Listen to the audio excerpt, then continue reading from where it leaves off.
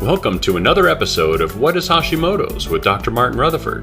To find out more on any of our topics, or for information on scheduling a consultation with Dr. Rutherford, please visit us at whatishashimotos.com. And now, here's Dr. Rutherford.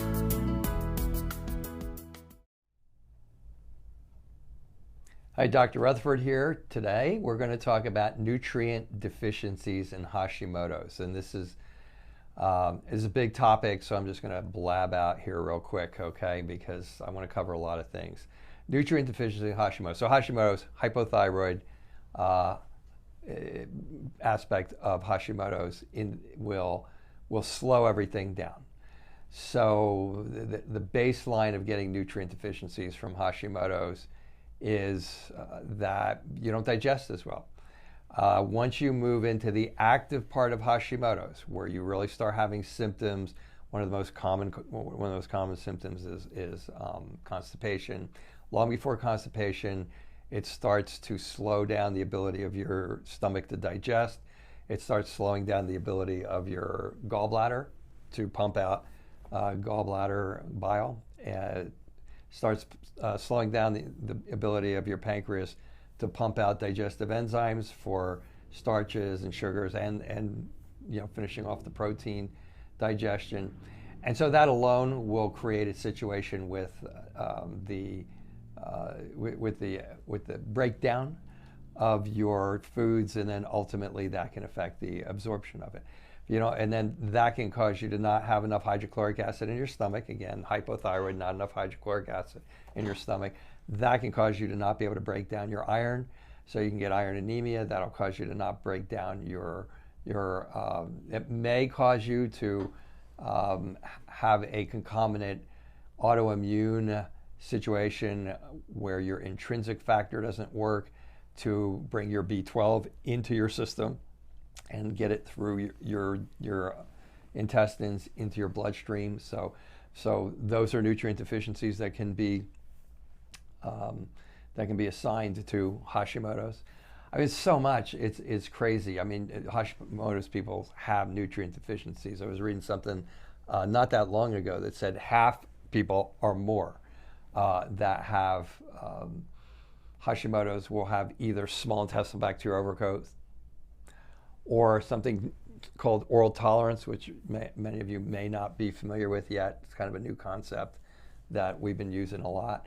And both of these are going to break down your digestive chain, just the way I just outlined that the Hashimoto's in and of itself causes. So you can have Hashimoto's causing constipation, and then that can cause the SIBO, and then the SIBO can cause a number of things.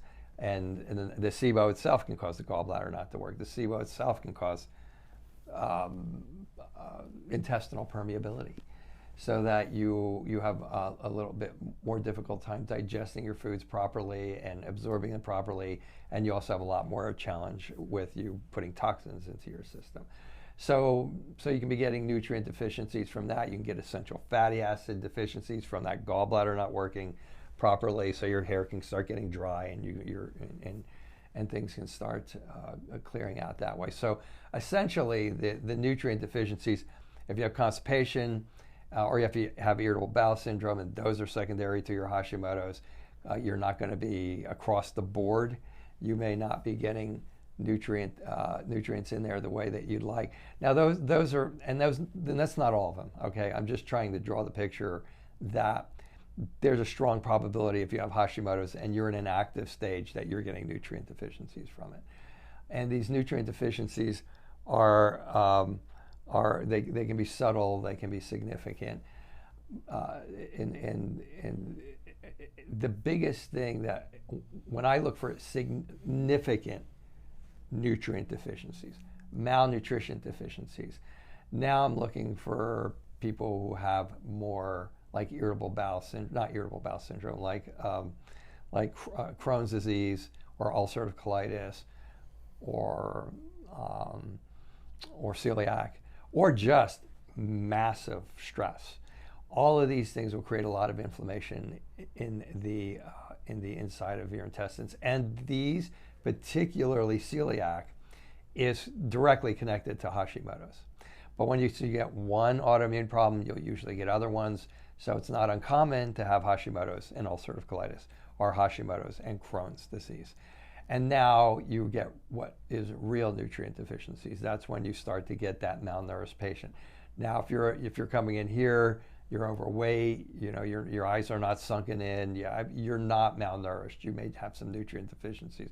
But the now malnourished patient is kind of thin, they're kind of gaunt, they'll usually have kind of blue eyes, bluishness under the eyes, and just kind of that sunken look, and their energies will be like nothing, and they'll usually be very thin, and that's real genuine malabsorption, malnutrition. So I mean, just on every level, Hashimoto's can be connected to different malnourishment, different nutrient deficiencies relative to the physiology that it causes downline. Slows down the gut, slows down the stomach, slows down the pancreas, slows down the gallbladder, inflames the inside of the intestines. Just the whole thing. It's probably very unusual not to have some sort of nutrient deficiency with Hashimoto's. So that is nutrient deficiencies and Hashimoto's.